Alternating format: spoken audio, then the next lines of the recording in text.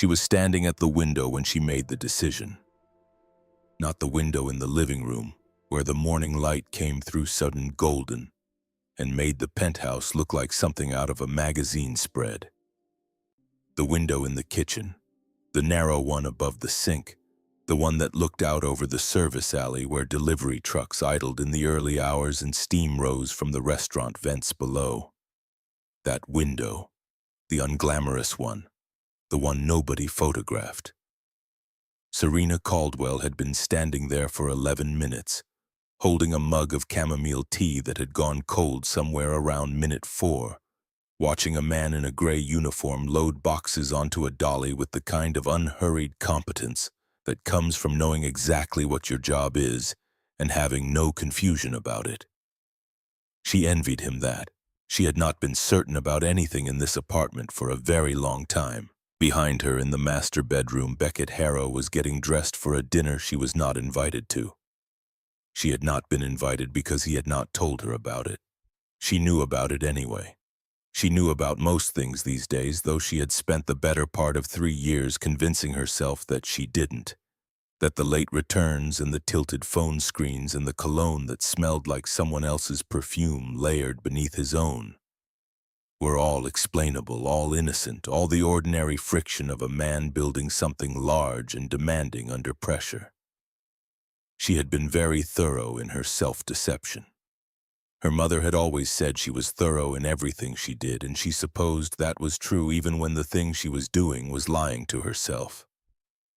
The baby shifted, a slow rolling movement beneath her ribs, the kind that felt more like a commentary than a kick. She pressed her free hand to her side and the movement stilled as if the child had made its point and was satisfied. 7 months. The number had a weight to it that went beyond the physical. 7 months since she had seen the faint blue lines on the test and felt something open in her chest, a kind of terrified joy she had no previous language for. 7 months since she had told Beckett and watched the complicated series of expressions move across his face before he settled on the one that was appropriate. The smile, the embrace, the words she had needed to hear, delivered in the tone of a man who had rehearsed them just long enough. She had wanted to believe him. She had worked very hard at it. The man in the alley finished loading his dolly and disappeared through a metal door, and Serena set her cold tea in the sink and did not turn around when she heard Beckett's footsteps cross the bedroom toward the closet. The penthouse occupied the 38th floor of a building on Beacon Street that Beckett referred to as their place with the particular pride of a man who considers real estate a personality trait. It was beautiful in the way that professionally decorated spaces are beautiful, cohesive and considered and entirely without accident. Every surface chosen by someone whose job it was to make wealth look inevitable. There were no family photographs. There was art, expensive and abstract and selected without Serena's input, hung on walls that had been painted a shade of gray that the designer had called metropolitan, and that Serena privately thought looked like the inside of a cloud that had never seen the sun.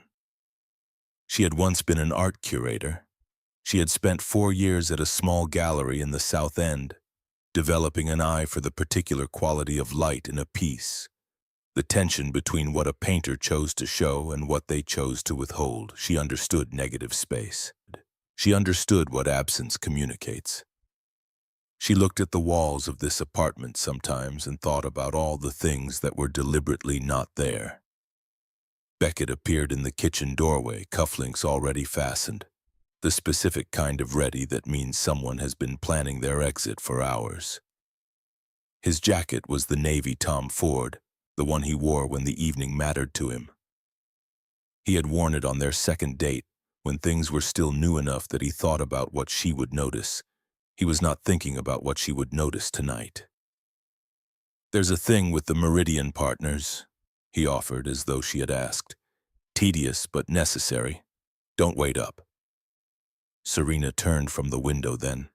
She looked at him with the even, attentive expression she had perfected over 3 years of dinners where the conversation moved around her rather than including her.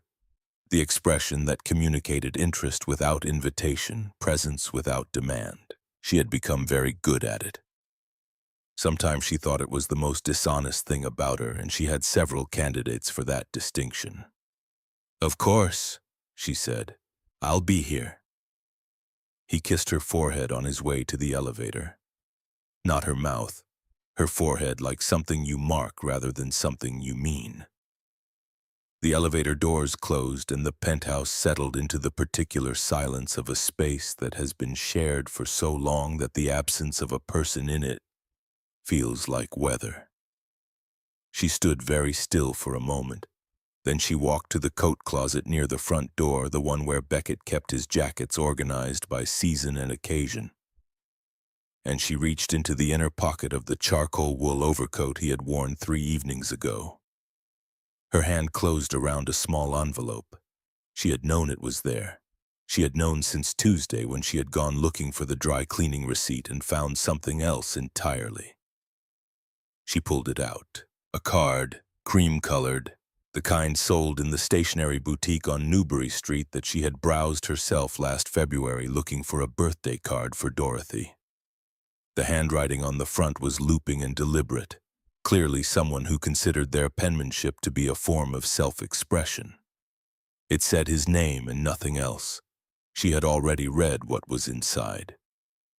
She read it again now, standing in the coat closet with the door half open and the cold tea still sitting in the kitchen sink. To the man I'll be standing next to this time next year. Everything we planned is closer than it looks. I can't wait for them to finally see what I already know. All my love, V.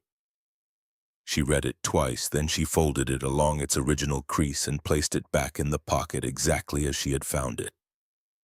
She closed the closet door. She walked to the bedroom window, the one that faced Beacon Street and the public garden beyond it, and she looked at the city the way she had looked at it on her very first night in this apartment, when it had seemed like the most extraordinary thing in the world, all that possibility arranged in light against the dark. The city had not changed. She was the one who had changed, and she was still, even now, trying to identify exactly when it had happened.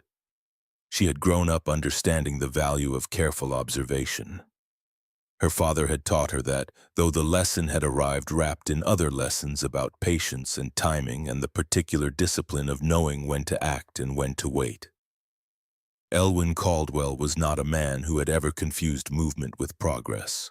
He had spent 40 years building something large and durable by understanding the difference between the two, by knowing that the most dangerous moment in any negotiation is the one where you feel the urgency to speak before you are ready. She had not been ready, not for any of the conversations this apartment had been waiting to have with her, but standing at the window with the card's words still sitting in her memory like a splinter she hadn't managed to work free, something shifted. Not dramatically. There was no crash of realization, no sudden flood of emotion that swept away all the careful composure she had assembled around herself like furniture in a room. It was quieter than that. It was the feeling of a decision that had been forming beneath the surface finally breaking through, the way ice does in early spring, not all at once, but in the places where the pressure has been building longest. She picked up her phone. She called her mother. Dorothy Caldwell answered on the second ring, the way she always did, as if she had been expecting the call and simply waiting for the right moment to pick up. Her voice was the same voice it had always been, steady and warm and weighted with the particular intelligence of a woman who had spent 68 years watching people very carefully and drawing her own conclusions without ever announcing them. Serena had inherited her eyes from her father, but her instincts from her mother, and tonight those instincts had driven her to this conversation before she fully understood why. "Mama," she said, and then nothing else for a moment because the word itself contained everything that was difficult to organize into sentences. Dorothy waited. That was another thing she had always done, given silence the room it needed to become something. "I think," Serena finally said, "it's time I called Daddy." There was a pause on the other end of the line, not the pause of surprise, The pause of a woman who has been waiting for a particular word to arrive and is taking a single quiet breath before answering it. "Baby," Dorothy said, and her voice carried something that was not quite relief and not quite sorrow, but lived in the space between them. "Your father has been waiting for that call." There are things you understand intellectually long before you understand them in the body. Serena had known for months in some cold, analytical part of her mind that her marriage was failing. She had tracked the evidence the way her father had taught her to track anything important, methodically, without drama, building a record in her memory of every small withdrawal, every evening that ended before it began, every conversation where Beckett looked at his phone while she was speaking as if the device contained a version of the world more interesting than the one she was standing in. She had catalogued all of it and then filed it under a heading she kept revising, first ordinary stress, then distance, then something she had not been willing to name. The birthday card named it. She had not needed it to.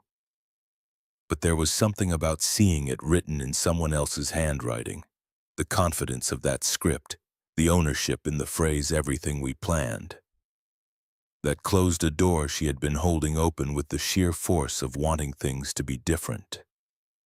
She did not sleep well that night. She lay on her side with a pillow tucked beneath her belly and listened to the sounds of the building, the elevator running somewhere below, a cab horn on Beacon Street, the particular hush of a city at 3 in the morning when the noise drops low enough that you can hear your own thinking. She thought about Beckett in their first year, the version of him she had married, the man who left folded notes in her coat pockets when she wasn't looking, small handwritten observations about things he had noticed during the day, a joke from a podcast, the name of a book she'd mentioned wanting to read. Once a single line from a poem she'd quoted on their third date that he'd somehow remembered. That man had paid attention. She had loved him for it, specifically and sincerely, not as a category of feeling but as a recognition of a particular quality in him that she had not expected and had not known she was looking for. She could not identify precisely when he had stopped. That was the cruelest part of gradual loss. It doesn't announce itself. It arrives in increments so small that you keep misplacing the moment of change, and by the time you understand what has happened, the distance is already too large to measure from where you're standing. She knew who had helped, She had known that for longer than she'd been willing to admit. Margaret Harrow operated with the precision of a woman who had spent her entire adult life understanding exactly what she could say without being held accountable for it. She was 65 years old, a third-generation Bostonian whose family name appeared on hospital wings and library reading rooms, a woman who wore her social standing the way other women wore jewelry, as both ornament and armor. She had welcomed Serena into her family with the careful warmth of someone performing generosity for an audience, warm enough to be observed, cool enough to be felt. In 3 years, she had never said anything that could be quoted. She had never made an accusation or issued a demand or expressed anything that could be called prejudice in language plain enough to challenge. She was far too sophisticated for that. What she did instead was ask questions that contained their own answers, offer observations wrapped in concern, manage the architecture of social situations with the quiet efficiency of someone who had been studying the blueprints for decades. She had once looked at Serena across a dinner table at her Chestnut Hill home and said, in the voice she reserved for observations that were meant to sound casual, "You're so very natural, aren't you, Serena? There's something almost unadorned about you. I mean that as a compliment, of course." The other women at the table had smiled. Beckett had not looked up from his wine. That had been year 1. By year 2, the observations had sharpened, though never enough to draw blood you could show anyone. A comment about whether Serena would feel comfortable at the Harrow family's annual charity gala, given how different the crowd would be from what she was used to. A remark about whether Serena had thought about returning to work after the baby, delivered in a tone that managed to suggest both that staying home was beneath her and that working was inappropriate. leaving no acceptable option intact. A quiet word with Beckett, overheard once through a partially open study door, about the importance of a man in his position being accompanied by someone who understood the terrain. Serena had stood in the hallway for 15 seconds, listening, and then walked quietly back to the kitchen and resumed setting the table for dinner. She was her father's daughter. She knew the terrain. Elwyn Caldwell had grown up in a 2-bedroom apartment on the south side of Chicago, the second of 3 children, in a household where money was managed with the precision of a military operation because there was never enough of it to be careless with. His father had worked 2 jobs. His mother had worked 3, including weekends. By the time Elwyn was 12, he understood compound interest, had a savings account with $19 in it, and had decided with the absolute certainty of a child who has been paying close attention that he was going to build something no one could take from him. He had started with $200, a storage unit in Calumet City, and a business hauling furniture for people who couldn't afford moving companies. By the time he was 30, he owned a regional logistics firm. By 40, Caldwell Group occupied 6 floors of a building in the Loop and operated in 11 states. By 55, it was the kind of company that appeared in financial publications. Not because it made news, but because it moved the kinds of numbers that other numbers depend on. He was not famous. He had worked hard at that specifically. Fame, he had once told Serena, is just attention you haven't learned to control yet. Dorothy had been beside him for most of it. She had her own career, her own mind, her own opinions about everything, delivered in the measured tone of a woman who understood that the most effective way to be heard was to wait until people were ready to listen. Between the 2 of them, they had built a life that was substantial in all the ways that mattered and invisible in all the ways that helped. And they had raised Serena in it with the deliberate intention of making sure she understood the difference between what things were worth and what they cost. When Serena was 27, Elwyn had called her into his office on a Thursday afternoon and closed the door. He had placed a folder on the desk between them, the thin kind, the kind that means the information inside doesn't need volume to be serious.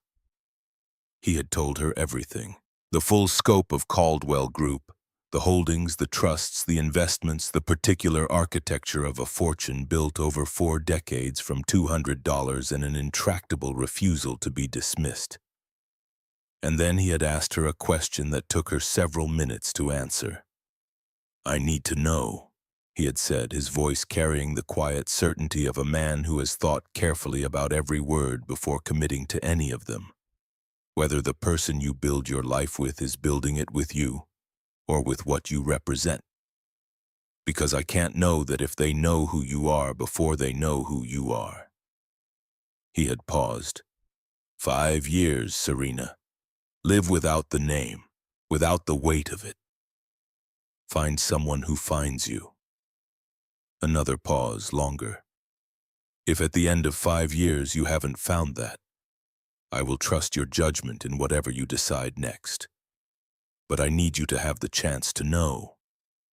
She had argued with him, gently, then less gently, then quietly, working through her objections in the systematic way she approached anything she had strong feelings about.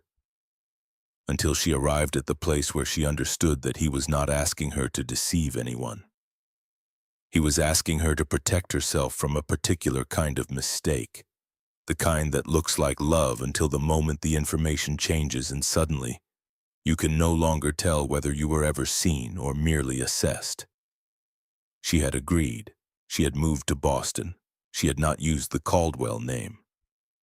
She had worked at a small gallery on Harrison Avenue where the pay was modest and the work was meaningful, and her colleagues knew her as someone with a good eye and an even temperament and no known family connections to anyone of consequence.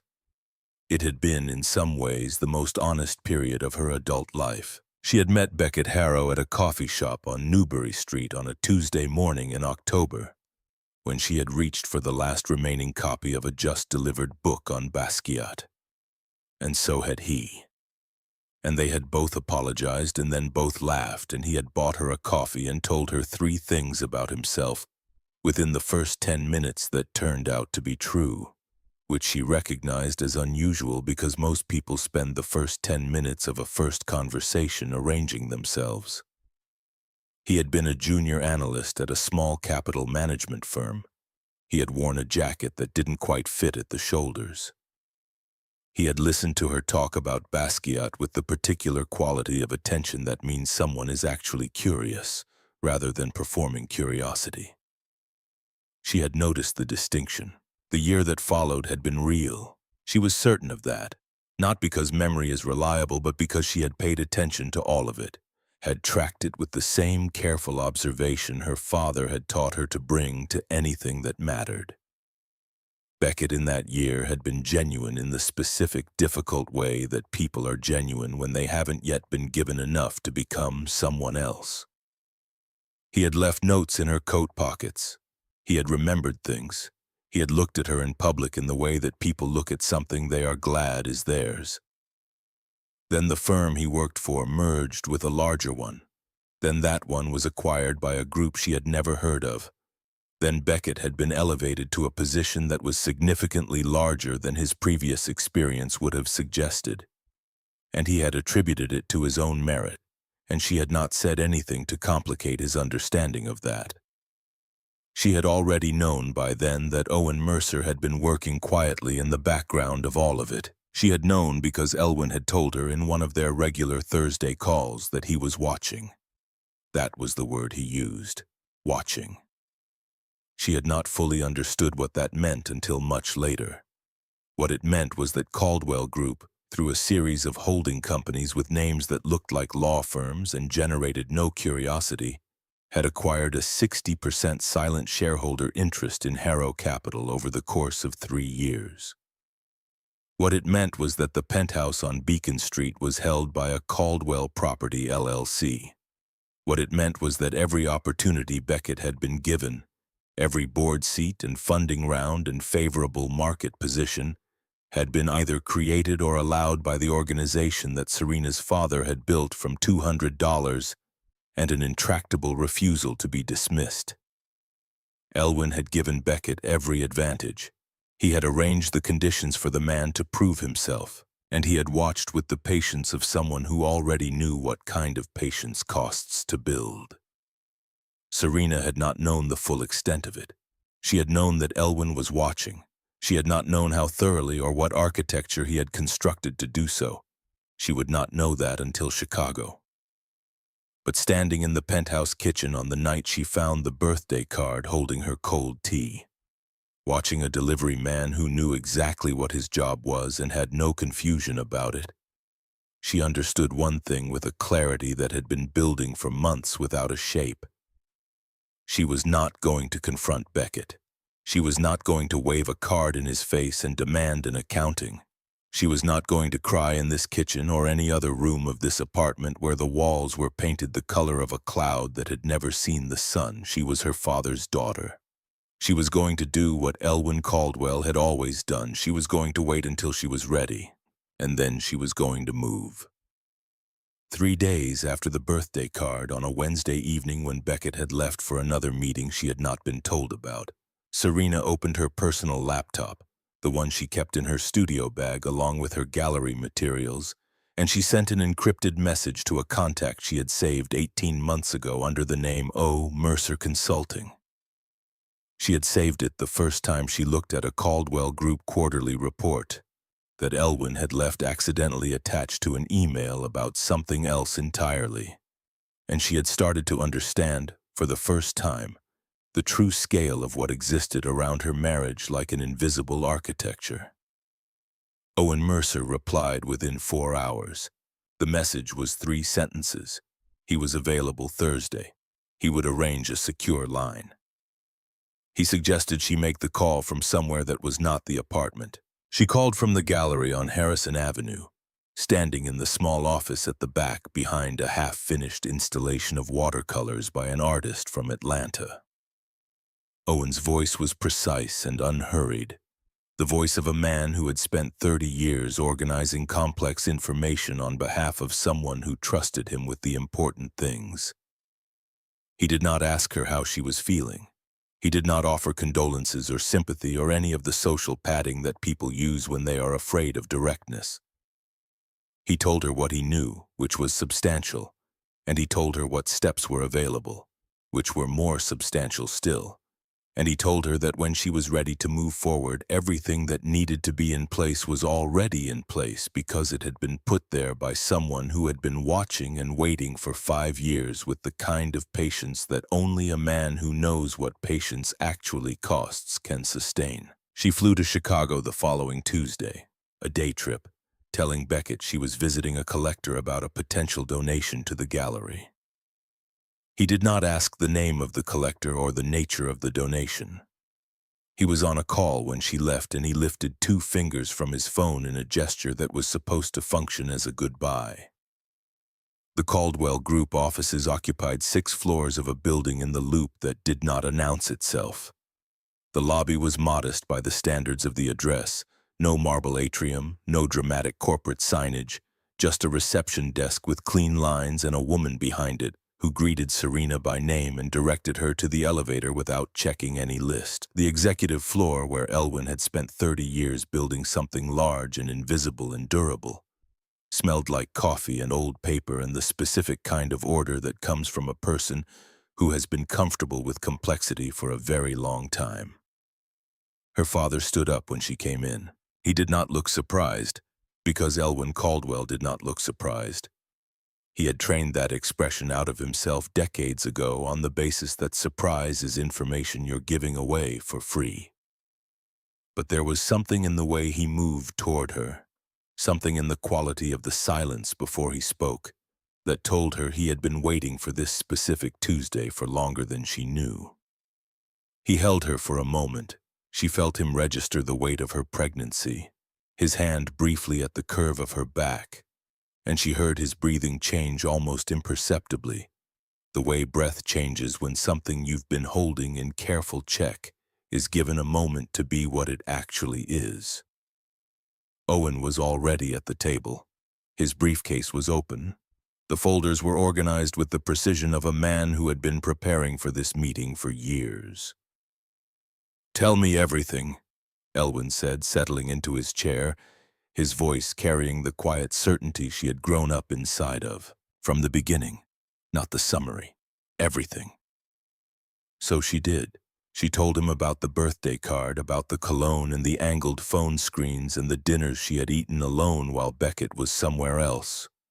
About Margaret and the particular artistry of her cruelty and the way it had worked on Beckett, not through direct instruction but through the patient surgical application of implication and expectation over 3 years until he had become someone who looked at the woman he had married in a restaurant and did not reach for her hand. She told him about the notes that had stopped and the attention that had dimmed and the specific loneliness of being in a room with a person who has decided you are a detail rather than the point. She told him all of it without crying, which was not because she was not sad, but because she had done her crying in private already, in the studio bathroom at the gallery on a Tuesday afternoon 3 weeks ago, in the systematic way she did most things, thoroughly and then done. Elwyn listened to all of it without interrupting. Owen made occasional notes. When she finished, there was a silence that was not empty but full, the way silences are when the people in them are thinking rather than waiting for a turn to speak. Then Elwyn looked at Owen. Owen opened the first folder. The top sheet was a corporate structure diagram, the kind with boxes connected by lines that branch and recurse until the whole thing looks less like an organization chart and more like a family tree, which in this case it essentially was. He walked her through what she had partially understood and now fully understood. The 60% silent shareholder interest, the property holdings, the funding mechanisms, the shareholder agreement Beckett had signed in his second year as CEO, that contained a reclamation clause triggered by fiduciary violations. He walked her through the 6 months of company expense account records. He walked her through what those records showed. Serena listened to all of it. When Owen finished, she was quiet for a moment. "He never read the shareholder agreement," she said. It was not a question. "Men who believe their success is their own creation," Elwyn said, with the particular evenness of a man who has made peace with a difficult truth, tend not to read the fine print on the things they were handed. The flight back to Boston was an hour and 12 minutes. She sat by the window and watched the city grow small beneath her, and then the flat Midwest spread out below the clouds, and then the landscape begin to fold into the hills and coastline that meant she was almost home. Back to the apartment with the metropolitan gray walls and the expensive abstract art and the man who had left 2 fingers up from his phone and called it a goodbye. She did not feel grief on that flight.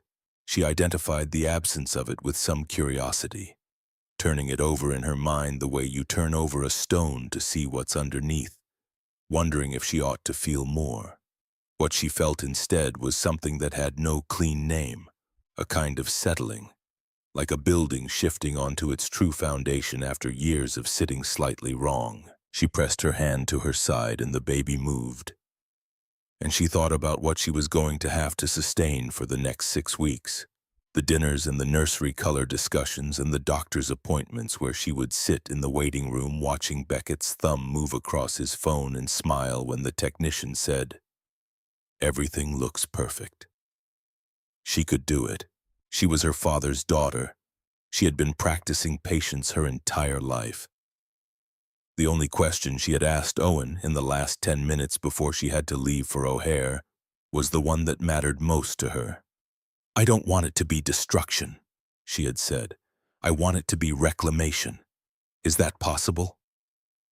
Owen had looked at her over the top of his glasses with the expression of a man who has been in this business long enough to understand the distinction. "Reclamation," he had said carefully, "is precisely what your father designed." Elwyn had walked her to the elevator. He had said almost nothing on the way, which was his mode of communication when words would be inadequate or intrusive, the communication of presence rather than language. At the elevator door, she had turned to him and asked the question that had been sitting at the back of her mind since she had landed at O'Hare 3 hours earlier. "Did you always know he'd fail the test?" Elwyn had been quiet for a moment, then, "I gave him every advantage I could construct. I wanted him to pass." A pause. "Some men, when they're given everything, spend the rest of their lives finding out who they would have been without it." He had put his hand briefly to her face, the gesture of a father who has learned that some lessons cannot be delivered in words. "Come home when it's done," she had told him she would. 6 weeks. That was the timeline Owen had confirmed. 6 weeks of performance, of nursery colors and prenatal appointments, and quiet evenings that were not quiet at all, but humming with everything unsaid while Owen prepared the documents and the board notifications and the detailed legal architecture that would determine what happened after. 6 weeks of Beckett looking at his phone while she spoke and Margaret observing her across dinner tables with that careful, plausible warmth, and the Christmas gala growing closer on the calendar. Like a weather system she could see coming from a long way away. She was standing at the Beacon Street window when she got home, watching the public garden in the last of the late afternoon light, the gold of it across the dead grass and the bare branches, when her phone buzzed with the formal invitation. The Harrow Capital Annual Christmas Gala. 4 Seasons Hotel, Boston. Black tie. The guest list attached as a courtesy. She scrolled to the seating chart. Her name was there. Beckett's name was there. And there, in the seat that had always been hers at the table where she had sat beside her husband for 3 years of these events, the seat to Beckett's immediate right, was the name Vivian Cross. Serena read it once. She set her phone on the window ledge. She looked out at the public garden for a long time, watching the light move across it, thinking about the man in the service alley who had loaded his boxes and disappeared through the metal door and gone home at the end of his shift without confusion about what his day had been. She picked up her phone and called her father. "It's Friday, Daddy." she said. The gala. There was a pause. She could hear him breathing, measured and even. Owen will be ready, he said. I'll be there. She looked at the city below. All that glass, all that light, all those lives arranged against the dark. She had stood at this window on her first night here and believed, with the specific faith of someone who has not yet had cause to question the evidence, that she was standing at the beginning of something. She had been right. She had only been wrong about which beginning. Daddy, she said, I don't want them destroyed. A pause longer than the others.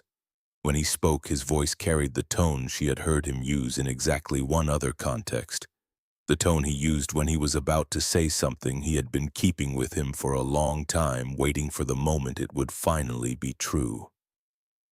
Serena, he said, I never destroy. Another pause. I reclaim. She stayed at the window until the light was fully gone and the city had become a field of lit windows against the black. Each one a room with a life in it. Each one someone's version of home. Hers was about to change. She had 6 weeks to wait. She had been waiting 5 years. 6 weeks was nothing. 6 weeks was the easiest thing she had ever been asked to do. She pressed her palm flat against the cold glass and felt the city's pulse beneath it. Distant and steady, and behind her the penthouse breathed in the particular silence of a space that does not yet know what is coming for it. Neither did any of them, but she did. The first week of the 6 was the hardest, not because anything dramatic happened, but because nothing did, and Serena had to keep choosing the silence over and over again, dozens of times a day, in the small moments that accumulate into a life. Tuesday morning, she discussed nursery colors with Beckett over breakfast, holding paint swatches against the wall of the spare bedroom while he stood in the doorway with his coffee and offered opinions that were technically responsive but emotionally absent.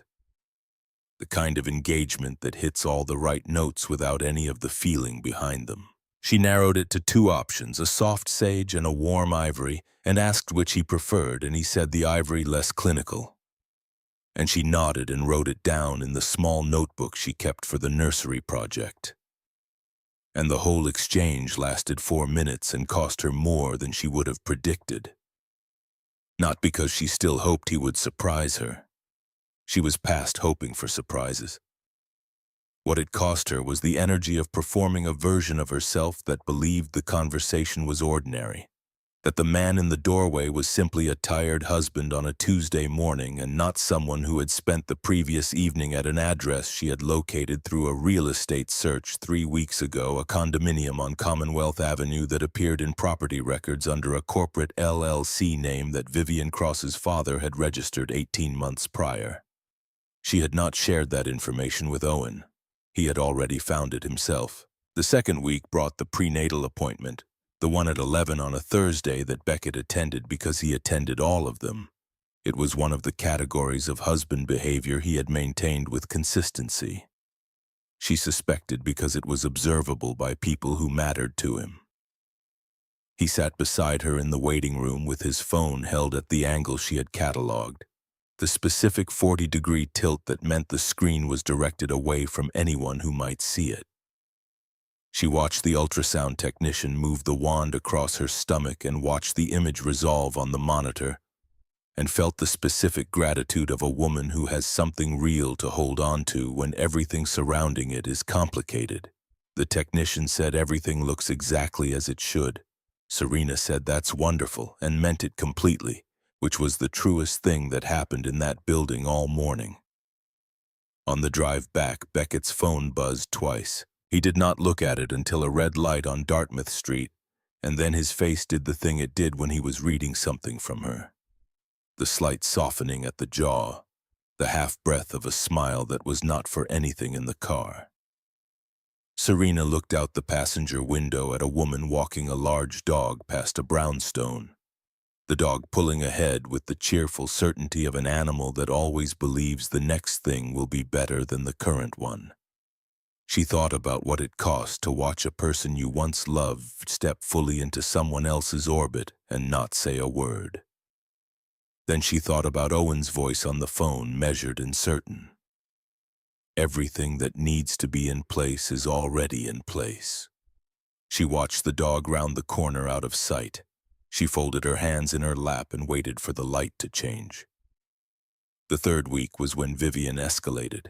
The package arrived on a Wednesday afternoon, delivered to the building's front desk and signed for by the doorman, who sent it up without comment because there was no return address and nothing about it that warranted curiosity. It was a flat box, expensively wrapped, with a card that read "Simply thinking of you" and no signature.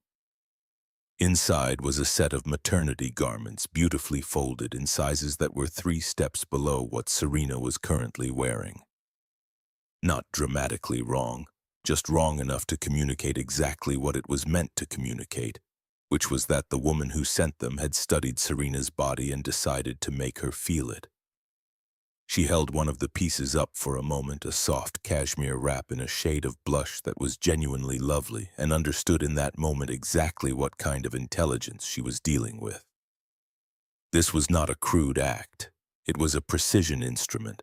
Vivian Cross had chosen something beautiful enough to deny, in a size small enough to wound, and delivered it without a name on it, which meant there was nothing to confront and nothing to prove, and the only person who would ever fully understand what had just happened was Serena herself.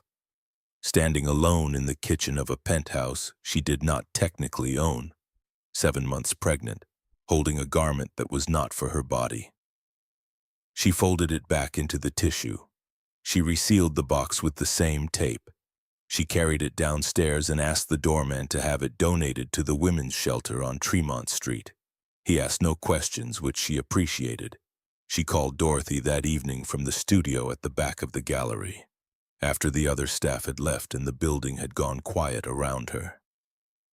Her mother listened to the full account of the package without interrupting, which took less time than the feeling of it had taken to process. There was a brief silence, and then Dorothy said what she said when she was identifying the heart of something. "She's afraid of you." Serena turned that over. "She doesn't know anything about me. She knows enough."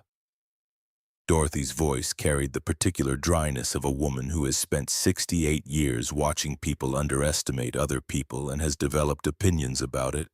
"Frightened people don't make precision moves, baby. Calculated people do. And calculated people are only calculated about things they're worried about losing."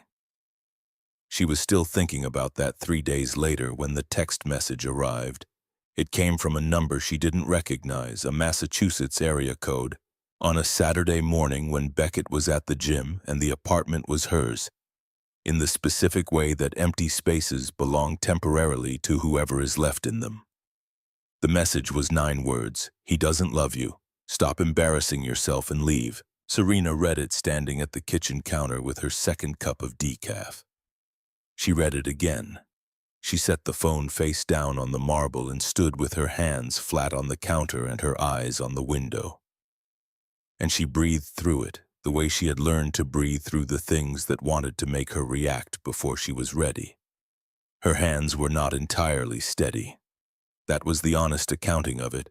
She was 8 months pregnant, and she had just been sent a message designed to land in the exact place where a woman is most exposed, in the place where she is already asking herself the same question, and the answer is a wound she has been managing carefully for months. 9 words targeted with the precision of someone who knew exactly where to aim. She picked up the phone. She opened the message again. She typed a response. 3 sentences, the sentences she had wanted to write for weeks, the ones that would tell Vivian Cross precisely what was coming and how thoroughly she had misread every single element of the situation she had walked into. Her thumb hovered over send. She deleted it, all of it. The draft, the impulse, the satisfaction she would have gotten from 5 seconds of being seen. She deleted the original message too, cleared it from her phone entirely. And then she called Dorothy not because she was falling apart, but because she had learned early that the difference between discipline and suppression is whether you have somewhere to put the thing you're choosing not to say. Dorothy picked up on the second ring. Serena told her about the text. Dorothy was quiet for a moment and then, "How many days left?" 11. "Then you have 11 more days of this, that's all." "It doesn't feel like all." "I know." A pause. "But you're not the one who should be afraid right now, baby. She is. She just doesn't know it yet." Serena pressed her palm against her stomach and felt a slow sonal of movement beneath it. Her son repositioning himself with the unhurried ease of someone who had not yet encountered a world that would require him to be strategic about his comfort. She closed her eyes for a moment. "I almost sent it, Mama." "Almost," Dorothy said, with the particular weight she gave to words that needed to carry more than their dictionary definition, "is the whole game. Almost is where discipline lives. Almost is what separates the person who survives from the one who wins." The gallery closed for the season the following week, which shifted Serena's days into a different rhythm. She spent more time at the apartment, which meant more time sustaining the performance in its domestic form. The version where she was an expectant mother focused on her child and not a woman in daily contact with a lawyer who was quietly preparing to reclaim a 60% stake in everything her husband thought he'd built. She filled the hours with legitimate tasks: nursery planning, hospital pre-registration, the organizational work of preparing for a human being who would arrive in approximately 6 weeks. Regardless of what happened between now and then, she made lists, she ordered things, she assembled a small bookshelf from a flat-pack box, and spent an hour and a half doing it alone because it was the kind of task that required enough concentration to quiet the other things running in the background of her mind. The near miss happened on a Thursday afternoon in the third week of December, 10 days before the gala. Owen had sent an encrypted document, the latest draft of the shareholder reclamation filing, and she was reviewing it at her laptop in the living room with her phone on the coffee table and her reading glasses on and a notepad beside her for questions. She had muted her phone before opening the document, standard practice by now, and she was 40 minutes into a careful read-through of the reclamation clause language when she heard the elevator. 3 seconds. That was what she had, the span between the elevator's mechanical sound and the moment Beckett would round the corner from the entry hall into the living room. She tabbed the document closed, shut the laptop in a single movement, moved her reading glasses to the crown of her head, and picked up her phone from the table, all in approximately the time it takes to take a breath. When Beckett walked into the room, she was sitting with her phone to her ear, the posture of a woman mid-conversation, the notepad beside her containing 3 lines of questions that could have been about anything. He stopped just inside the doorway. His eyes moved across the room in the specific way they moved when he was processing something, taking inventory without appearing to. The laptop on the coffee table, the notepad, her face. He looked at all 3 and she held his gaze with the expression she had been practicing for 6 weeks. Interested and unhurried, the face of a woman who had nothing to organize out of sight. "Who's that?" The question was casual, but there was a quality underneath it, not jealousy exactly, more like the automated alertness of a man who told many lies and had therefore developed a sensitivity to the possibility that other people might also be telling them. She covered the phone's microphone with her thumb.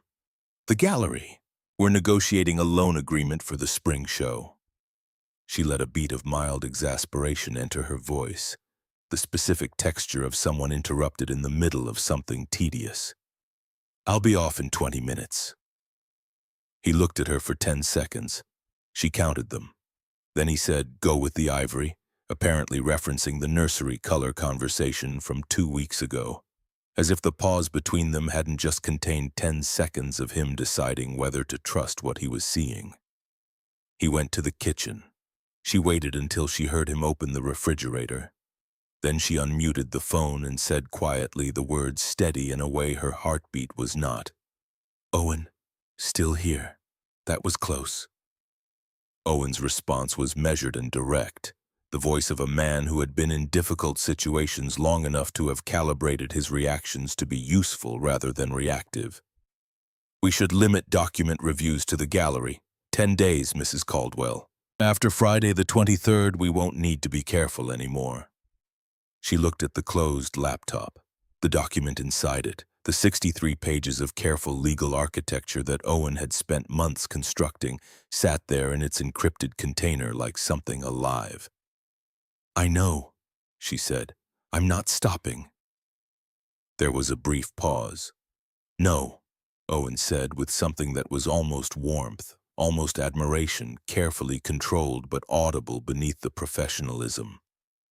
I didn't think you were. The fourth week produced the information that changed the shape of everything. Owen called on a Tuesday morning with the careful preamble of a man delivering news that requires the listener to be seated or at least stationary before it arrives. She was in the small office at the gallery, even though the gallery was closed for the season, because she had begun keeping a key specifically so she had somewhere to receive calls that couldn't happen in the apartment. Margaret Harrow, Owen told her, had retained a family law attorney named Philip Cosgrove 8 months ago. Cosgrove specialized in prenuptial dissolution and asset protection for high-net-worth families. He had billed Margaret's account for 14 separate consultations over those 8 months, including 2 that involved a third party whose identity was protected by attorney-client privilege, but whose billing address matched a property registered to the Cross family's attorney's firm in Back Bay. What this meant, stated plainly, Margaret had been constructing a legal framework to help Beckett exit the marriage before the baby arrived, and she had been doing it in coordination with Vivian Cross's family's legal representation for the better part of a year. Serena stood at the window of the closed gallery and looked at Harrison Avenue empty in the December cold. She thought about Margaret at the Chestnut Hill dinner table, the careful warmth of her, the performance of welcome, and the 8 months of simultaneous legal preparation underneath it. She thought about the 14 consultations. She thought about the 2 that included cross-family representation. She didn't know about Caldwell Group, Serena said. No, Owen confirmed. She still doesn't.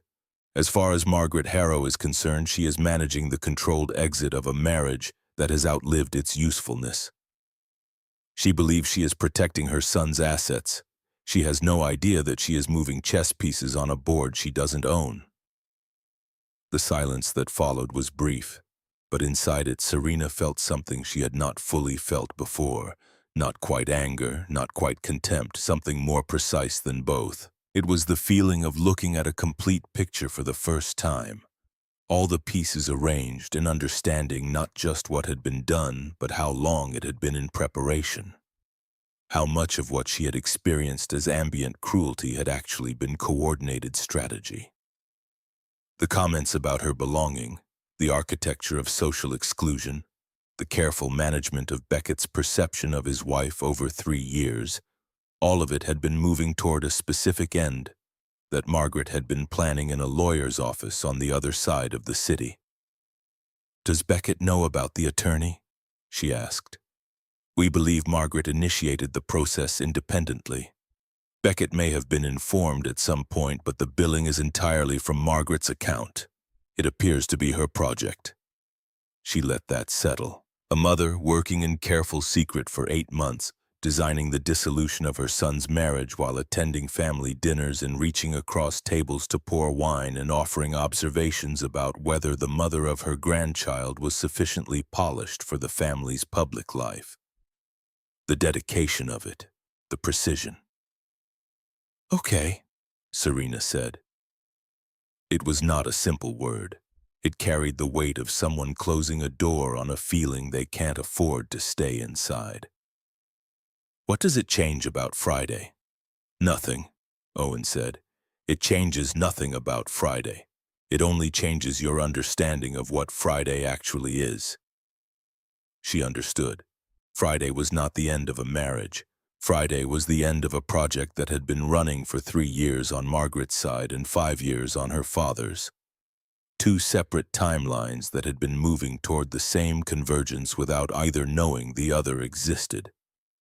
Friday was the point where all of it became visible. The fifth week brought a gift from a direction she hadn't anticipated. A letter arrived at the gallery, addressed in her mother's handwriting. Forwarded from the Chicago address Dorothy had sent it to originally because she knew Serena was spending more time in Boston and had not trusted a home address that Beckett could also intercept. Inside was a smaller envelope, yellowed at the edges, sealed with wax that had gone the dull brown of old amber. On the front, in handwriting she recognized from photographs but had never seen on anything addressed to her directly, were the words, "For Serena when she is a mother." Her grandmother had died when Serena was 14, Matilda Caldwell, née Warren, who had grown up in Mississippi and moved north at 22 with a suitcase and a refusal to be diminished that she had passed intact to Dorothy, who had passed it with interest to Serena. Serena had a photograph of her on her desk at the gallery, the one taken in 1971 in Chicago, a woman of 40 standing in front of a building she had just purchased, her expression carrying the specific quality of someone who has worked very hard for a thing and is not surprised to have it. She held the envelope for a long time before opening it. When she did, the letter inside was 2 pages, handwritten in the small, precise script of someone who considered paper a serious medium. She read it standing at her desk, and she read it again sitting down, and she did not cry. But there was a moment in the second reading where her hand came up to cover her mouth in the way hands do when the body is registering something that the mind hasn't fully processed yet. The letter did not contain instructions or revelations or specific wisdom about marriage or betrayal, or the particular difficulty of being a woman who is underestimated by the people closest to her. What it contained was simpler and more durable than any of those things. It was her grandmother telling her in the plain, specific language of someone who had navigated a world that had given her every reason to harden and had chosen not to. That the work of a life is not protecting yourself from pain. The work of a life is knowing what you're building and building it anyway, regardless of who doubts the blueprints. The last line of the letter read, "Whatever they took from you to read this, you got something back already. You got yourself. Don't let go of her again." Serena folded the letter into the small envelope and placed it in her bag beside the notebook with the nursery notes and the paint swatches and the hospital pre-registration form. She picked up her phone. She called Owen. She said, "I'm ready. Tell me the final timeline." Owen walked her through it in 20 minutes. The board notification had been prepared and would be delivered Monday morning, the morning after the gala, triggered by the submission of the shareholder reclamation filing that Owen would lodge with the relevant corporate authorities at 8 a.m. The penthouse management company would receive a change of tenancy notification that same morning. Harrow Capital's board of directors, 3 of whom were Caldwell Group appointees operating under agreement confidentiality, had been briefed. They would confirm receipt of the notification and convene an emergency session at noon. The process was clean and legal and had been constructed over 5 years to be both unassailable and unremarkable, the kind of corporate restructuring that looks from the outside like a routine shareholder action. From the inside, it was the settlement of a 5-year account. "What does Beckett have at the end of it?" she asked, not because she wanted him to have nothing, but because she needed to understand the parameters of what she was setting in motion. Owen was precise, as he always was, because precision was how he showed respect for difficult information. Beckett would retain his employment contract, which entitled him to a salary that would require him to significantly recalibrate his life, but would not leave him destitute.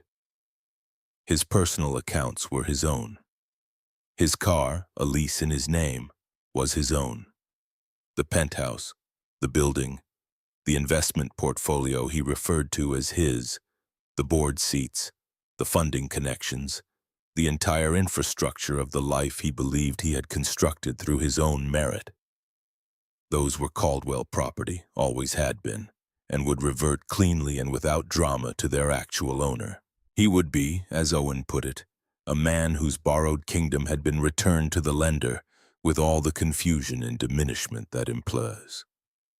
Serena drove past the building on Commonwealth Avenue on the evening of December 22nd, the night before the gala. She had no intention of stopping.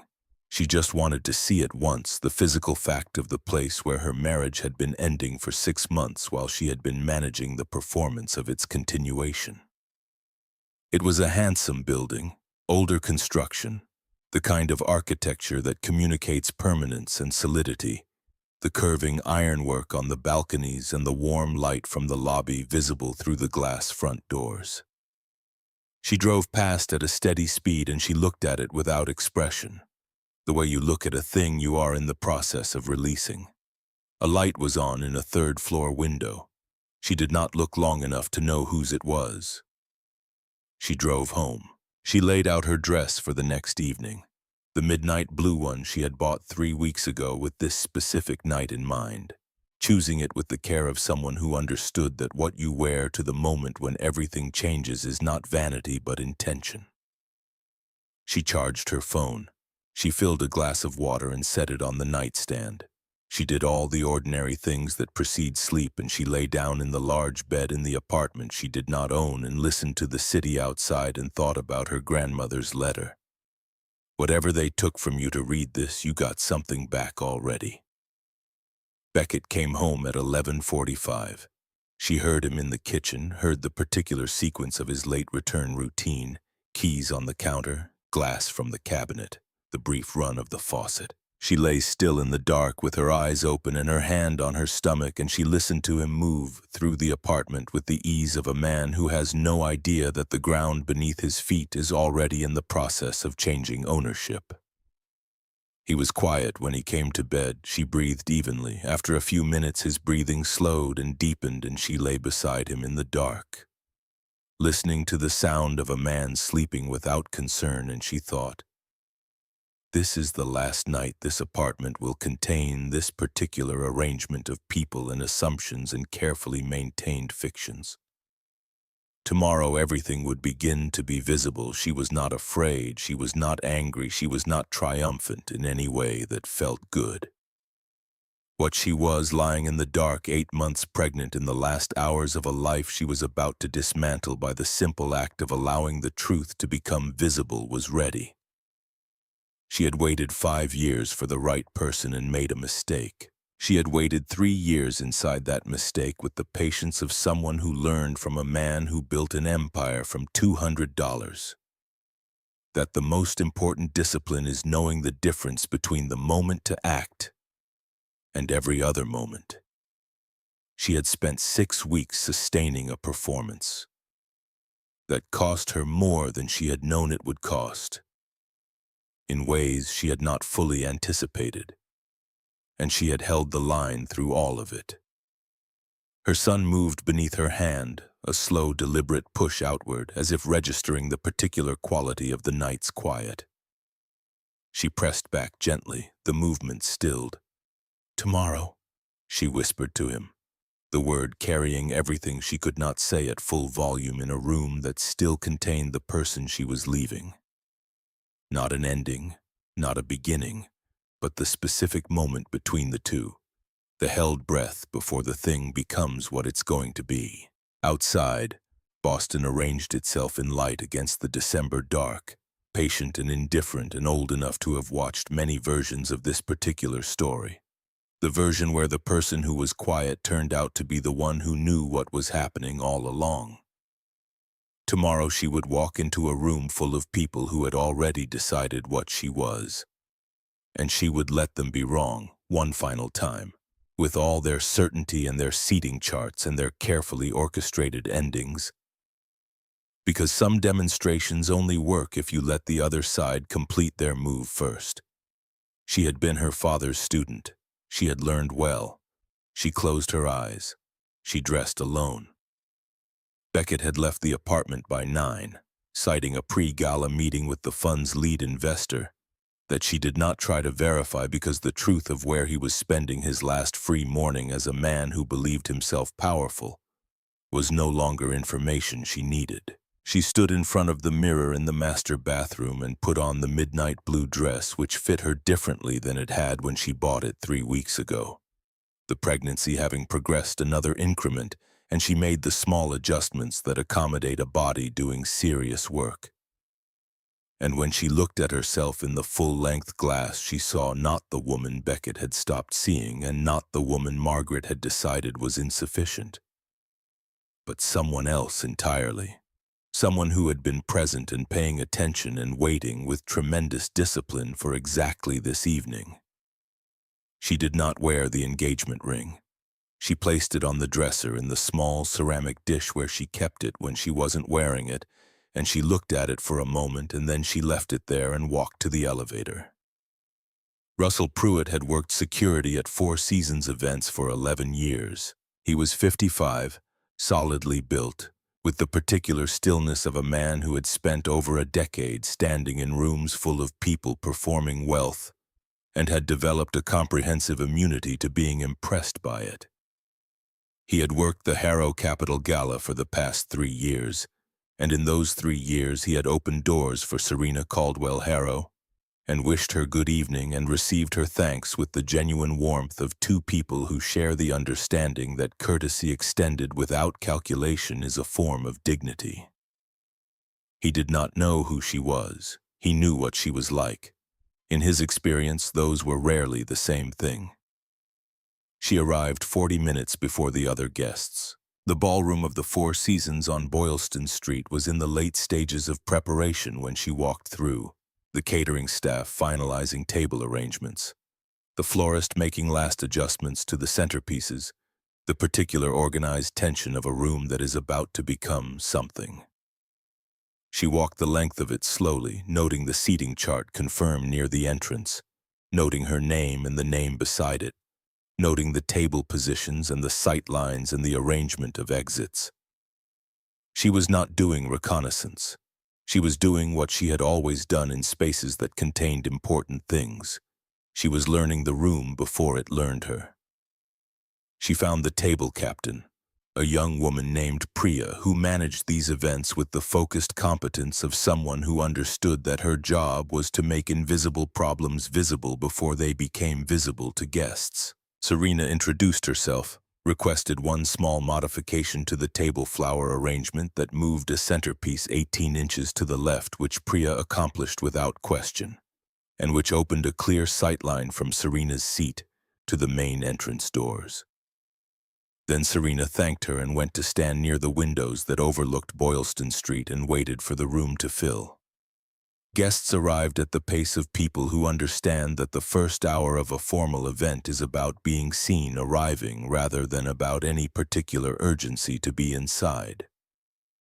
Board members and their spouses, fund partners, the institutional investors who made this gathering politically necessary, the particular cross-section of Boston financial society that Beckett had been assiduously cultivating for 3 years, all of it underwritten, without any of them knowing it, by the organization that Serena's father had built in Chicago from nothing. She watched them come in. She smiled when smiled at. She accepted a glass of sparkling water from a passing server and held it without drinking and watched the room assemble itself around her. Margaret arrived at 7:40 with Beckett on one side and Vivian Cross on the other. It was the first time Serena had seen Vivian in person. She had seen photographs, the profile picture from a professional directory, a candid from a charity function that had appeared on a social page 3 months ago. In person, Vivian was more composed than the photographs suggested, a woman who had clearly spent years understanding that her appearance was a professional instrument, dressed in a gown the color of deep champagne that cost what Serena's first month's salary at the gallery had cost. She moved with the practiced ease of someone who had been brought to rooms like this since childhood, and had learned to treat them as native territory. She was also, Serena noticed with the detached precision of a former curator assessing a work, afraid. It was in the set of her jaw, slightly more controlled than relaxed. in the quality of her attention, which moved across the room with the sweep of someone checking exits.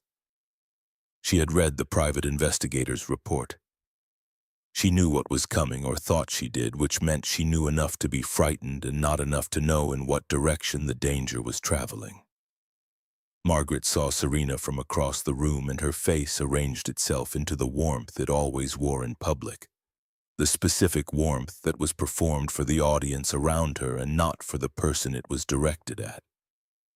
She moved through the arriving guests with the ease of a woman on her own terrain, greeting people by name, touching arms, doing the social work that was both genuine pleasure and competitive strategy for her. When she reached Serena, she took both her hands in the way she always did and said how lovely she looked.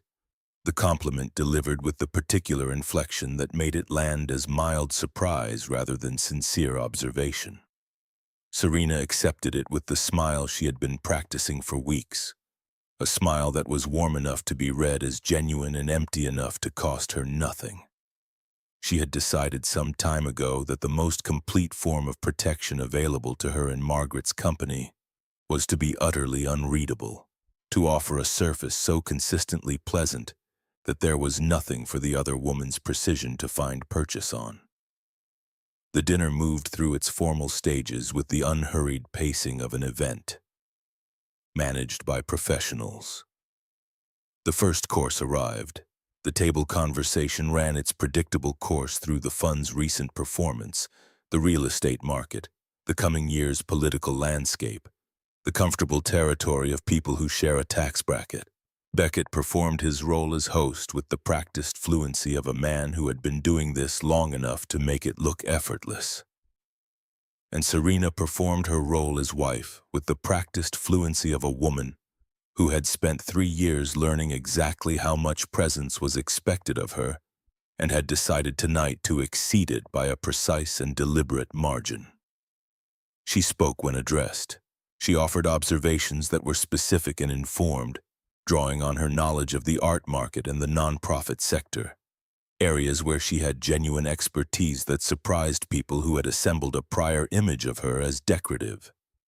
She watched the mild recalibration happen in the faces of 2 of the board members' spouses, the slight widening of attention that means someone has revised their assessment upward without quite understanding when they had formed the original one. Margaret noticed. Serena noted that she noticed. The main course arrived. The room had reached its full operational temperature, the noise level and body heat of 80 people who had been drinking and eating and performing for 2 hours. It was the moment in any formal gathering when the evening's real dynamics begin to surface, when the social maintenance energy has been spent and what remains is what people actually came to do. Margaret stood.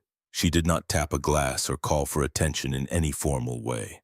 She simply stood, and the quality of her posture and the certainty of her presence caused the immediate vicinity to quiet, and that quiet spread outward the way quiet always spreads from a point of authority in concentric rings until the whole room was attending. What followed lasted 4 minutes. Serena had replayed it many times afterward and arrived consistently at 4 minutes as the duration of the thing that changed the axis of her life, though it had felt both shorter and much longer inside it. Margaret spoke in the measured, warm, adjacent tone she used for things that were meant to sound caring and were designed to wound. She spoke about Beckett's journey, about the Harrow family's values, about the importance of this particular gathering as a testament to what he had built. She used the word built 3 times. Then she pivoted with the smoothness of someone who had rehearsed the transition to a more personal observation that the family had reached a point of clarity about what it needed to move forward, and that there were some changes ahead that she wanted to acknowledge in the presence of people who mattered to them. She looked at Serena. The room looked at Serena. Beckett did not look at Serena. Margaret reached across the table and took Serena's left hand, from where it rested on the tablecloth beside her water glass.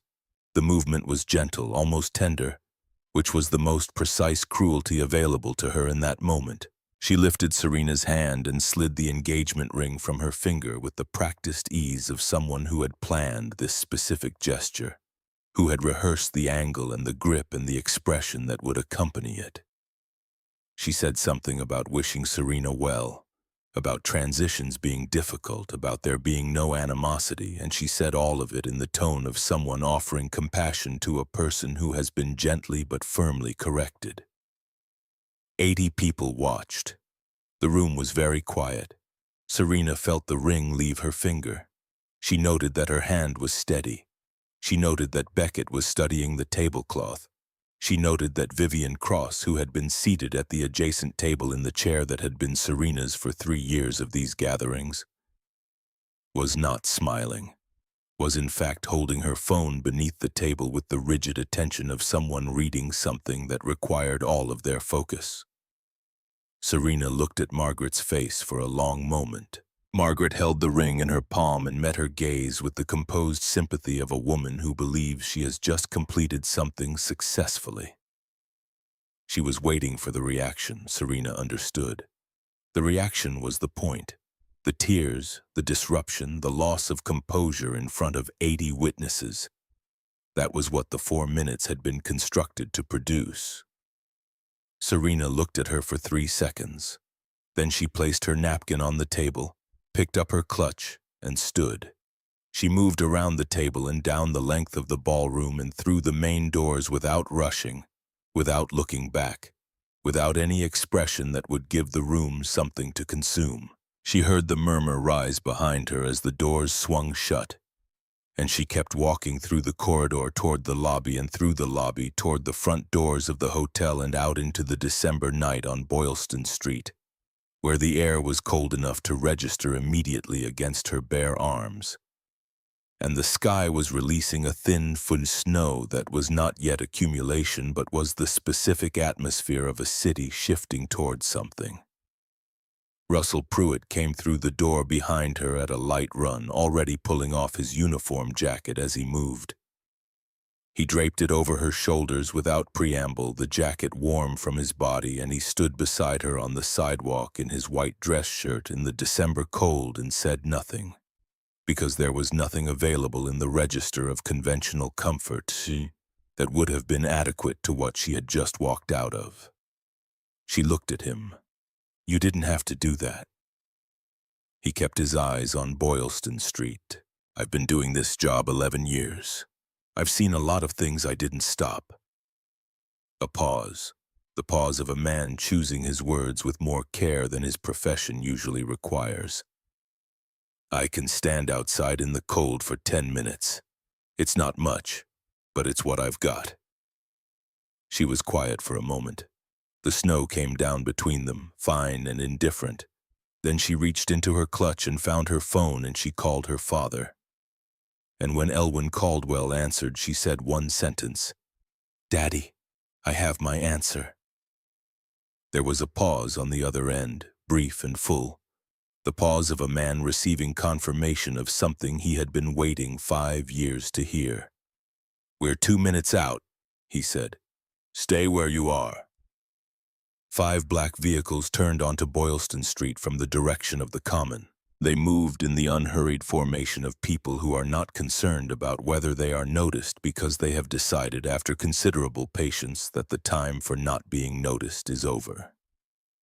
The lead car pulled to the curb directly in front of the hotel. Elwyn Caldwell stepped out in a charcoal overcoat, no tie, the understated dress of a man who does not require a room to be prepared for him.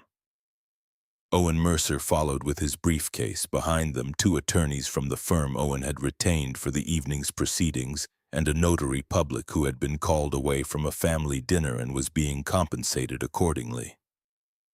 Elwyn walked to Serena. He looked at her face, then at the jacket around her shoulders, then at Russell Pruitt standing beside her in his shirt sleeves in the cold, and something moved briefly across his expression that was not quite gratitude and not quite pain, but contained elements of both. He removed his own overcoat and placed it over Owen's briefcase arm. Then he opened the hotel jacket from Serena's shoulders and handed it back to Russell with a nod that communicated more than courtesy. He put his own overcoat around his daughter and offered her his arm. She took it. They walked back into the Four Seasons together. The room knew something had changed before anyone said anything. This is the physics of power. It precedes its own announcement. Elwyn Caldwell walked into the ballroom of the Four Seasons with his daughter on his arm, and 80 people who had spent the last 12 minutes processing what they'd just witnessed underwent a collective recalibration that was visible as a shift in posture, a stilling of conversation, a reorientation of attention toward the door. Owen and the attorneys followed, and the particular quality of their entry, purposeful and procedurally certain, communicated something to the lawyers and finance professionals in the room that operated below language and above doubt. Margaret was still at the table. She had been managing the room's reaction to Serena's departure with the composed efficiency of someone accustomed to controlling aftermath, reassuring, redirecting, performing the graciousness of an ending well handled. When she saw Elwyn, she went still in the way that people go still when something has entered their understanding that they do not yet have a category for. Beckett looked up from the tablecloth he had been studying, and his face went through the same rapid sequence that faces go through when the story they have been telling themselves is interrupted by information that doesn't fit the narrative. He looked at Elwyn. He looked at Owen's briefcase. He looked at the attorneys. His jaw moved once without producing sound. Elwyn walked to where Serena had been sitting. He pulled out her chair. She sat. He remained standing, and his standing had the quality that things have when they are simply and completely what they are, without performance or announcement or requirement for validation. Owen placed his briefcase on the table and opened it. "Mr. Harrow." Owen's voice was the voice he used for serious information delivered to people who need it to be precise, and therefore will not benefit from softening. "I represent the Caldwell Group and its associated entities. You'll want to hear this seated." Beckett sat. It was not a choice. It was the way the body responds when the ground beneath it has changed without warning. Owen opened the first folder. He placed a document on the table, turned to face Beckett, and walked through it with the measured pace of a man reading a sentence that has been a long up in the writing. Caldwell Property Holdings, LLC, held the deed to the Beacon Street penthouse. The lease in Beckett's name was a subsidiary agreement that expired with 30 days written notice. Effective Monday morning, that notice was being served. Beckett said, his voice carrying the thin, ready quality of something under structural stress, "That's not possible. I've lived in that apartment for 4 years."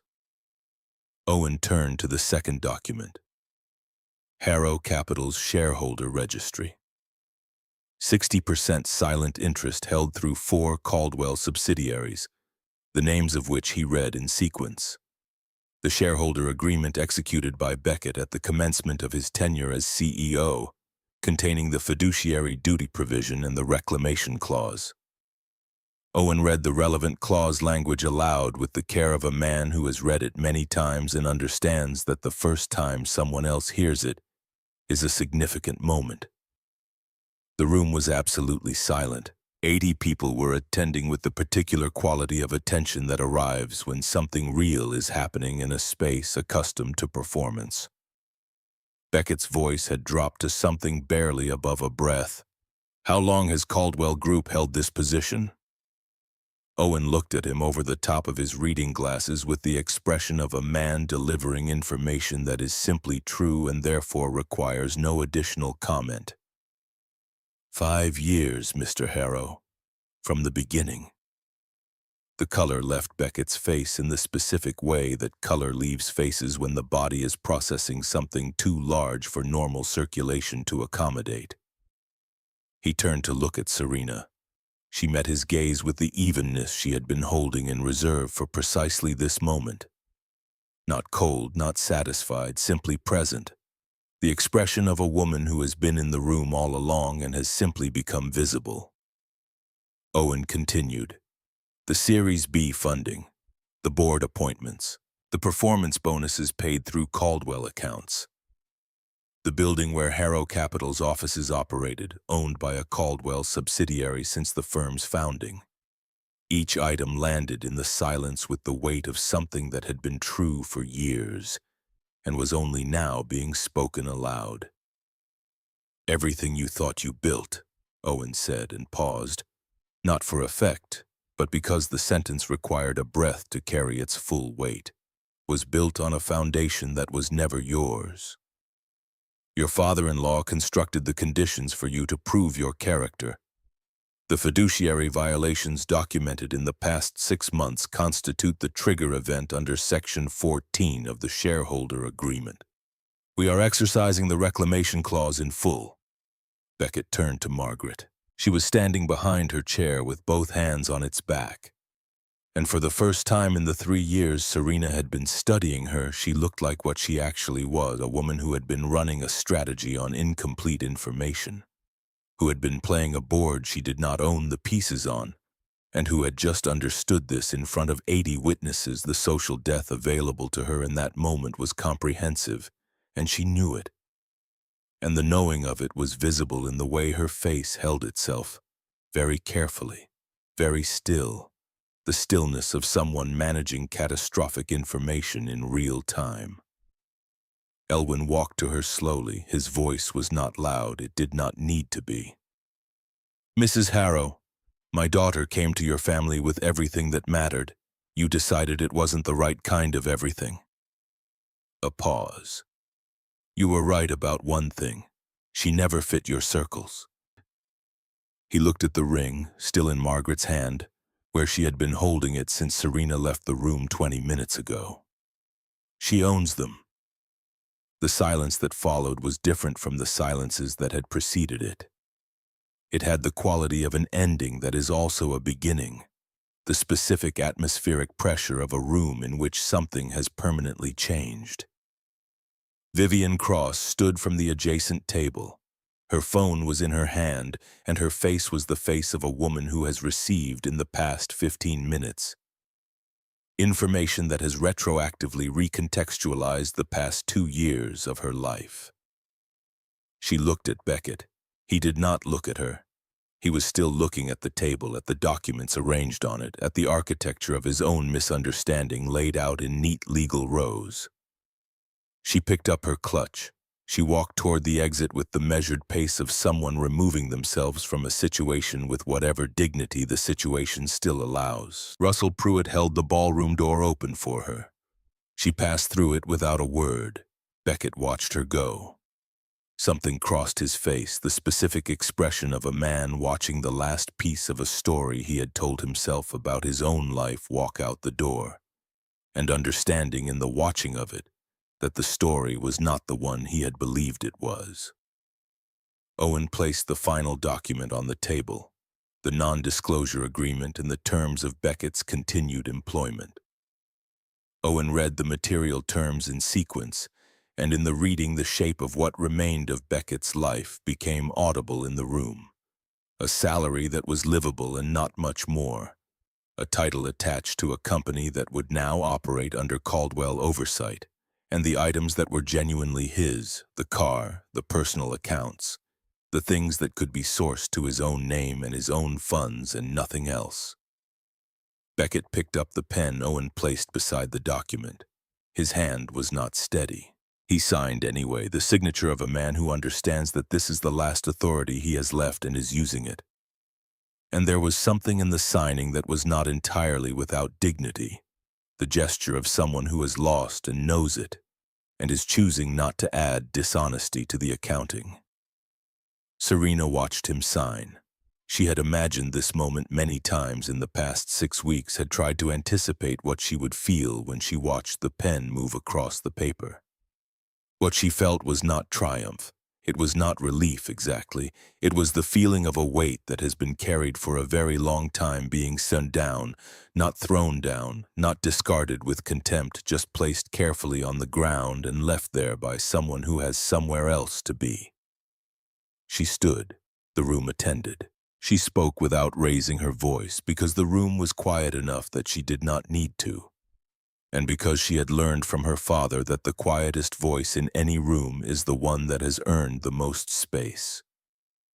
Beckett. She looked at him directly, as she had always looked at him, fully and without management.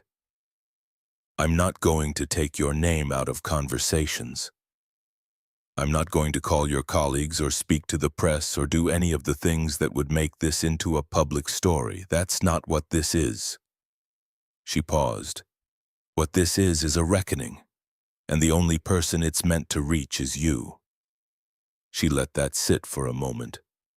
Every month when you write the child support check, and you will write it, I want you to remember that you made a choice, not because I need you to feel it, but because our son will ask about you one day, and when he does, I need to be able to tell him that his father understood what he chose. She looked at Margaret. She looked at her with the steadiness of a woman who has stopped needing anything from the person she is looking at, which is the only position from which genuine forgiveness is available. I forgive you, she said, not because what you did was small. It wasn't. Not because it didn't cost me. It did. A pause. Because the child I'm carrying deserves a grandmother who can look at him without the weight of this between them. What you do with that is your decision. Margaret stood with both hands still on the back of her chair. Her face held itself very carefully. Whatever she was managing inside it did not surface. She inclined her head once, slightly, which was not an apology and was not a dismissal, and was the most she had available to give in that moment. Elwyn placed his hand briefly at Serena's back.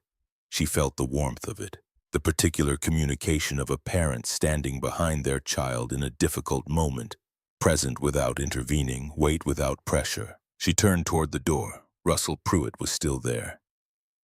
He had remained at his post through all of it, which was both his job and, she understood, a choice. She stopped briefly as she passed him. "Thank you for the jacket," she said. His voice was level and genuine. "I've worked this event 3 years. I want the record to show what happened tonight. If anyone asks, I'll tell them. All of it." She looked at him for a moment, this man who had stood outside in the cold and given her his jacket and chosen, without being asked, to be the kind of witness who doesn't look away. "I appreciate that, Russell. More than you know." Outside on Boylston Street, the snow had thickened slightly, not yet enough to accumulate, but enough to be present, to be felt. The black cars were still at the curb. Elwyn walked beside her and said nothing for half a block, which was how she knew he understood the magnitude of what she needed from the slunts. Then, "How do you feel?" She thought about it honestly, the way he had taught her to think about things, without rushing toward the acceptable answer. Like something that's been off-center for a long time just found its footing. He nodded once. "Good. That's the right feeling." She transferred out of the penthouse the following morning to a hotel on Commonwealth that Owen had arranged under a name that was not Harrow and not Caldwell. Just a room with clean lines and a window that looked at the street without requiring her to perform anything for anyone. She had packed with the deliberateness of someone who has thought carefully about what belongs to them and what doesn't, taking the things that were unambiguously hers and leaving everything else. The art Beckett had chosen, the decor that had been selected for appearance rather than meaning, the particular accumulated weight of a space that had never fully been home. What followed in the weeks after was not dramatic in the way that endings are dramatic in the versions people tell afterward, when compression and retrospect make everything look more inevitable than it felt from inside. It was the ordinary accumulation of a life reorganizing itself around a new center of gravity, slow and requiring and sometimes difficult in ways that had nothing to do with anyone else. Margaret Harrow's social contraction happened the way these things happen in old Boston families, not through announcement but through omission. The gradual withdrawal of invitations that had been automatic, the phone calls that went unreturned, not from hostility but from the careful social arithmetic of people who understood that proximity to visible failure is a liability in the circles she had spent decades cultivating. She moved from the Chestnut Hill townhouse when Owen's team completed the property reclamation, and she moved without the public drama that might have generated sympathy, which was its own kind of loss because for a woman whose entire strategy had depended on social perception, a visible martyrdom would at least have been something to work with. What she had instead was the quiet, comprehensive experience of discovering how many of her relationships had been maintained by the currency of her son's position, now significantly devalued. Beckett did not disappear. He remained at Harrow Capital under the altered conditions, diminished and supervised and visibly uncomfortable with both. And the people who had known him in the years of his unchecked ascent found him harder to read now. Smaller in some way that was not physical but was apparent. He made the child support arrangements through Owen without contact with Serena. The payments came on the first of each month with the regularity of something a man does when he has decided that consistency in one area is the only integrity available to him. Vivian Cross left Boston in January. Serena learned this from Owen, who had kept a professional eye on the relevant parties as a precautionary measure. She had taken a position at a firm in Philadelphia, which was close enough to her father's influence to suggest that some repair work was happening in that direction. Serena thought about her occasionally, not with bitterness, not with the consuming attention that anger requires, but with the muted recognition of someone who had briefly occupied the same complicated situation from a different angle. She had been used by the same man in different ways. That was worth something in the accounting, even if it didn't change the rest of the ledger. Nathaniel Elwyn Caldwell arrived on a Tuesday morning in late February, 7 pounds 4 ounces, with a full head of dark hair and the wide, unfocused gaze of someone encountering a situation that exceeds his previous experience. Serena held him in the clean white room and felt the specific weight of him, his particular smallness and completeness, and understood why this had been the fixed point around which everything else had orbited. Why her grandmother had written when she is a mother and not when she is free or when she has prevailed or when the difficulties have passed.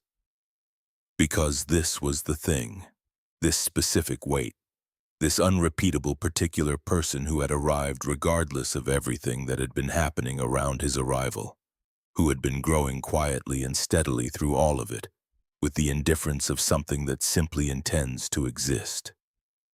Elwyn came to the hospital in the afternoon. He sat in the chair beside her bed and held Nathaniel with the careful reverence of a man who has built large things and understands that the largest things are also the most fragile. He said, "He has your mother's eyes." She told him that was good, that he would need them. Elwyn reached into his overcoat pocket and produced a small envelope, the wax seal the same dull amber as the one on her grandmother's letter, which she had kept in her gallery bag through all of it, through the 6 weeks of performance and the night at the Four Seasons and the hotel on Commonwealth and the slow reorganization of a life. Inside was a key, brass and worn smooth by decades of handling. A safe deposit box at a bank on State Street, he told her. Her grandmother's bonds, her personal jewelry, the original handwritten charter for Caldwell Group. None of it held in the corporate trust, all of it family, all of it now hers and Nathaniel's. She held the key in her palm. The metal was cold at first and then warmed against her skin and became part of the warmth of the room and the weight of her son against her chest. "She prepared for this," Serena said. Elwyn looked at his grandson for a long moment. "Your grandmother prepared for everything. She said the women who came after her would need things that couldn't be inherited through documents." He paused. "She said the most important thing to leave a daughter is proof that difficulty is survivable. So she wrote letters." 6 weeks later, Serena opened the Caldwell Arts Foundation in a gallery space on Harrison Avenue, 3 blocks from the small gallery where she had been working when she met Beckett, where she had stood in the back office and taken calls from Owen Mercer in the months when everything was in motion and nothing was yet visible. The foundation funded working artists from underserved communities in the Boston area, provided exhibition space for early career creators, and offered residencies that came with the specific combination of financial stability and professional respect that Serena had understood from her own years working in small gallery spaces to be the thing that most artists needed and were most rarely given. It was the work she would have done regardless. That was important to her. Not the work of someone who had won something and needed a way to deploy the winnings, but the work she had been moving toward before any of this, before Beckett, before the penthouse, before 6 weeks of sustaining a performance in a metropolitan gray apartment that had never been home. The money made it larger, the foundation made it structural, but the impulse had been hers before any of it, rooted in the 4 years she had spent in a small gallery learning to look carefully at what people made when they were given the space to make it honestly. Russell Pruitt came into the gallery on a Thursday afternoon in April, 4 months after the gala. He was holding a book, a used copy of a large format text on abstract expressionism, its spine cracked and its pages marked in several places with folded corners. He said he had been trying to understand a particular painting at the ICA for 2 years, and had finally found a book that seemed to be in the right vicinity but was still not landing the way he needed it to. She made tea. They sat at the work table in the back of the gallery and she walked him through the painting in question, through the period and the painter's particular preoccupations, and the specific way that piece used negative space to create weight rather than lightness.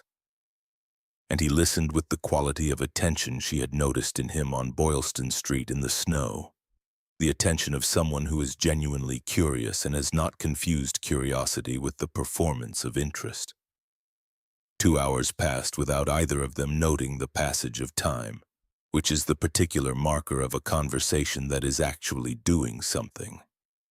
When he left, he thanked her and she said, "Come back when you have more questions," which she meant as an open invitation and which he understood as one. He came back the following Thursday, and the one after that. There was no rush in it. That was the thing about it that she held on to later. The absence of urgency, the feeling of something that was growing at its own pace because it was growing from something real rather than something constructed. She had spent 3 years inside something constructed and she knew the difference now, in the way you only know the difference between 2 things after you have lived inside both of them long enough for the contrast to become knowledge rather than observation. 2 years after the night on Boylston Street, the penthouse was the Caldwell Arts Foundation's primary office and event space. The game room where Beckett's equipment had occupied 3 walls and a pit sofa was Nathaniel's room. Pale ivory walls and natural wood furniture and 1 full wall that was a mural of the Boston skyline seen from ground level. From a park on a summer day, trees in the foreground and the city beyond them. Seen from below and not from above, the perspective of someone who is part of the world, rather than surveilling it. On the evening of the Foundation's 2nd anniversary, Serena stood at the window that had once shown her a city that looked like a cage. The public garden was just visible at the edge of the frame, the early June light across it green and warm and without the cold distance that height creates when you have come to associate height with exposure rather than possibility. Behind her, the rooms were full of the people the Foundation existed for. Artists and their families and the staff who had built the organization with her. And in the corner of the main room, in a wheelchair that was newer than the last one, Arthur sat with Nathaniel asleep in his lap, the old man's hand resting on the child's back with the absolute stillness of someone who has found the thing they were trying to protect and can finally rest. She looked at the city until the light changed, the way she always did, that old habit of attention her father had taught her, looking at a thing until you really see it rather than just recognize it. Then she turned back to the room, to the people in it, to her son's sleeping weight against her father's chest and her mother's laugh. rising somewhere near the back, and the whole complicated, durable, still-building fact of it. She had not won. Winning was the wrong frame for it, the frame that belonged to the story Margaret had been trying to tell. The story where power was finite and positions were held or lost, and the person left standing at the end had taken something from the person who fell. That was not the story she was living. The story she was living was harder to summarize and more permanent in its structure. The story of a woman who had understood what she was building and had built it anyway, who had absorbed difficulty without becoming defined by it, who had chosen at every decision point to be the person her grandmother had written the letter to, rather than the person the night at the Four Seasons had invited her to become. The most dangerous person in any room is not the one who is loudest about what they're capable of. It's the one who already knows and is patient enough to wait for the moment when knowing is sufficient. Nathaniel stirred in Elwyn's lap. He made the small, indeterminate sound of a child who is not quite awake and not quite asleep, navigating the boundary between two states with the unhurried ease of someone who has not yet been given reason to rush. Elwyn looked up and found Serena across the room, and the look between them contained everything that did not need language, the whole 5 years of it and the 2 years since, and the child between them who was the point of all of it. The thing being protected and the thing being built simultaneously and without contradiction. She pressed her hand to the glass. The city glittered below, patient and indifferent and older than every story it had ever contained. Then she let her hand drop and turned back to the room she had made and the people in it and the life that was hers fully and without qualification, in all its difficulty and its abundance. "We don't look back," she had whispered to him the night before the gala. "We build." She had meant it as a promise to her unborn son.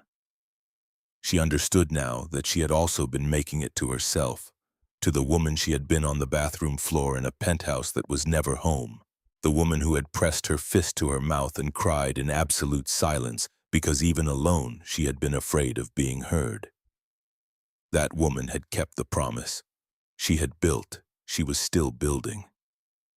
That was the part no one tells you about survival, that it doesn't end with the vindication or the legal settlement or the night the truth finally becomes visible in a room full of witnesses.